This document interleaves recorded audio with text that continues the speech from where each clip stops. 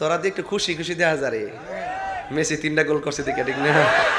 বুঝছি তোরা, আমি দেখলি বুঝি তোরা একটা বাবা আছে শৈল যাই হোক। আর 7 আপ পেলাম কইস না তোরা, ঠিক আছে? এই পর্যন্ত থাক, এই পর্যন্ত থাক পাগলা, এই পর্যন্ত থাক। ভাবছিলাম যে ডাইনে 7 আপ দিয়ে তো আরো জ্বালা বাড়াইছে। হ্যাঁ দরকার আছে না এই দিন 7টা দেওয়ানের, ওইলে 6টা দিতে 7টা দিত, 8টা দিত, 7টা দিছে কি লাগে? এই গোড়ায় গোড়ায় এর উপরে বিপদ রায় রে। যাই হোক বাজান, খেলা আইছে, খেলা যাইব গা, কিন্তু ঝগড়া করেন না। কথা মন থাকবো নি, কথা মন থাকবো নি। আজকে দেখছি আন্দোলন হইতাছে, এই দেশে কোনো পতাকা, অন্য বিশ্বকাপের পতাকা তোলা যাবে না, খেলাধুলা দেখানো যাবে না, এগুলো নিষেধ করতে হবে। খেলা বলে নিষেধ করতে করতেছে বলে আবিস বাংলাদেশে ঢুকছে। এরা বাংলাদেশের কি না আমার সন্দেহ, এরা যে বাংলাদেশের প্রোটেকশন কি না আমার সন্দেহ। ওই যে রক্ত, ওই যে রক্ত, ওই যে রক্ত উল্টা পাল্টা। খেলা বলে বন্ধ করতো। আরেকবার স্ট্র্যাটেজি করছে, দেশের মানুষ না খায় মরতেছে, এত ফ্লাগ কিনা টাকা খরচ করার কি দরকার? চিন্তা করছেন নি? কথার নমুনা দেখছেন নি? আবার বড় বড় হুজুর বাটপার বাটপার, এগুলোই হ্যান থেকে আইছে। হ্যান থেকে যদি ভাগ হইছে না, আমরা নালা দক্ষিণের মানুষ কি এজিদি না হুসাইনি? এই পোলা পান্ডি কই, এই যুবক পোলা পান্ডি কই, হাত তোল। এই যুবক পোলা পান্ডি হাত তোলো, বলো আমরা কি এজিদি না হুসাইনি? আরো জোরে বলো, আরো জোরে। আমি ওয়াজ কইরা গেছি ভিতরে, হুসাইন হাসান হুসাইন হলো জান্নাতের যুবকদের সর্দার। এই যুবক তোমরা যখন এই কথাগুলো বলো যে আমরা হুসাইনি, আমার মন সাক্ষী দেয় হাসান হুসাইন আমাকে তোমাকে ছাড়া জান্নাতে যাবে না। এই বিশ্বাস কার কার আছে? হাত তুলে দেখেন ইনশাআল্লাহ।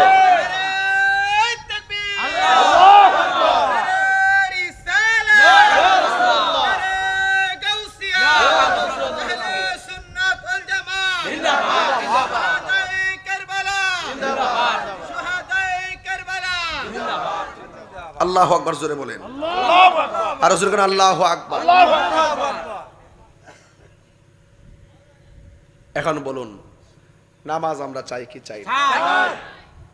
যুবকদেরকে বলছি, যায়েদ ইবনে আরকামের কথা বলছি, একটু পরে যাই। যায়েদ ইবনে আরকাম বলেন, যখন ইমাম হুসাইন রাদিয়াল্লাহু তাআলা আনহুকে শহীদ করে দিল, যিনি কাটছিলেন ইবনে জিয়াদের গোষ্ঠী, যখন কাটছিলেন কল্লা মোবারক, সে কাইটটা বিপদে পড়ছে পুরা পাগলের মতন। কাজটা করলাম কি রে? তাকায় দেখতেছে দেহটাও কয় কালিমা, শুধু মাথা মুবারক টক কালিমা। মরানা জিন্দা, কথা কনা। এ যায়েদ ইবনে আরকাম বলেন, এতক্ষণ ওয়াজ আইছি, যায়েদ ইবনে আরকাম রাদিয়াল্লাহু তাআলা আনহু বলেন, যখন কল্লাটা মুবারকটা কাটছে, কাইটটা বাজি যখন তীরের মাথায় কল্লাটা ঢুকাইছে, ঢুকানোর পরে ঢুকাইয়া দামেস্কের বাজারে রওনা দিছে। তখন যায়েদ ইবনে আরকাম মুরব্বী সাহাবী তো, উনি কয় সব মানুষের মুখ বন্ধ, কিছু মানুষ হাঁ করে তাকায় রইছে, কি সুন্দর চেহারা, নবীর আওলাদরে মাইরা ফেলাইছে, বুঝেন না? কল্লা কাইটটা আলাদা করে লিছে, বর্ষার ভিতরে ঢুকাই দিছে। কত নৃশংস মুসলমান জাতি! এই ঘটনাটা যদি ইহুদিরা ঘটাইতো মনটা বুঝ দিতাম, খ্রিস্টানরা গড়াইতো মনটা বুঝ দিতাম। এই জন্য বলছি, আমরা দাড়ি টুপি ফাগরি দেখা, নামাজ দেখা, কফল দাগ দেখা 1 নম্বর মুসলমান মনে করিস না। এই মুনাফিকের গোষ্ঠী এখনো আছে, সকালে এক কথা কো, বিকালে এক কথা কো, বেহেশতের টিকিট বেচতে ব্যস্ত করে মানে দেশ বইরে লাইছে।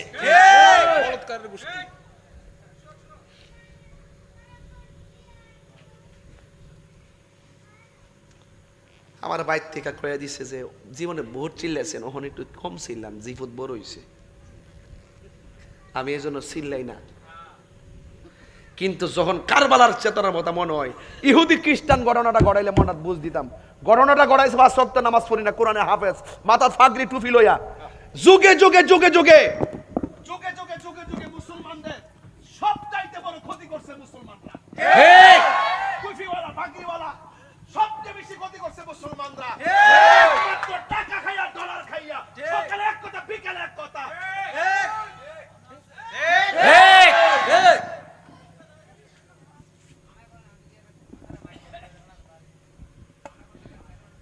আপনারা কি আমার কথা রাগ করছেন? কারবালার ঘটনাটা কি ইহুদিরা ঘটাইছে? কারা ঘটাইছে? আর কতক্ষণ কারা ঘটাইছে? এই মুসলমানরাই ঘটাইছে। এই জন্য আমি বলি শুধুমাত্র লেভেল দিককে বুঝছেন না, হক টাচ করে দেখবেন ভিতরে চুম্বক আছে কিনা। বুঝতে পারছেন আব্বা? ইমাম হুসাইনের আলগা নামাজ পড়ার কোনো দরকার ছিল না। তিনি কই তুইলে তোমরা একামত দো, আমি নামাজ পড়ম, তোমরা সাথে ওই আলগা নামাজ পড়ছে না ভাই সাহেব? নামাজ না ফিরে কি করছে জানেননি? অক্ষরে তাদের সাথে নামাজ না ফিরে আলগা ফিরে বুঝাইছে যে এদের নামাজ আর আমার নামাজ এক নামাজ না। ওখান থেকে দুইটা ভাগ হইছে, এটা এখনো আছে। ওই এজিদের সাইডটা যেদি দেখেছে এরা শুধু উগ্র বিয়াদব মুনাফিক, আর এই হুসাইনের দ্বারা যেটা হয়েছে এরা সভ্য ভদ্র নমনীয় আন্তরিক ইমানদার। এরা মুনাফিকি করে না। যেমন আমি যদি মুনাফিকি করতাম, আমারটা দামি কই, আমি মুনাফিকি করলে রাষ্ট্রতন্ত্রের গুরুত্বপূর্ণ জায়গার থেকে বান্ডেলের পর বান্ডেল ফুরা টাং মাটির তলে ডোয়াইতেল বলে বান্ডেল। আমি গাম জড়াই হক কথা বলি, আপনারা আমার সম্মান করে যাওই দেন, তা দিয়ে আমি ডাইল বাচ্চাইলা খাই। আপনারা কি মনে করেন যে আমি নির্বাচনে ফেল করছিলাম? যা খেয়ে দিকে যায় লাভ নাই, বাদ দেন।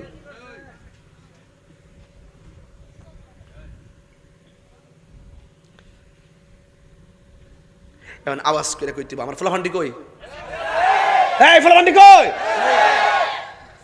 তোরা দিয়ে একটু খুশি খুশি দেখা যারে, মেসি 3টা গোল করছে দিকে, ঠিক না? বুঝছি তোরা, আমি দেখলি বুঝি তোরা একটা বাবা আছে শৈল, যাই হোক আর 7 আপ পেলাম কইস না তোরা। ঠিক আছে, এই পর্যন্ত থাক, এই পর্যন্ত থাক পাগলা, এই পর্যন্ত থাক। ভাবছিলাম যে ডাইনা 7 আপ দিয়ে তো আরো জ্বালা বাড়াইছে। হ্যাঁ দরকার আছে না এই দিন 7টা দেওয়ানের, ওইলে 6টা দিতে 7টা দিত, 8টা দিত, 7টা দিছে কি লাগে? এই গোড়ায় গোড়ায় এর উপরে বিপদ রায় রে। যাই হোক বাজান, খেলা আইছে, খেলা যাইব গা, কিন্তু ঝগড়া করেন না। কথা মন থাকবো নি, কথা মন থাকবো নি। আজকে দেখছি আন্দোলন হইতাছে,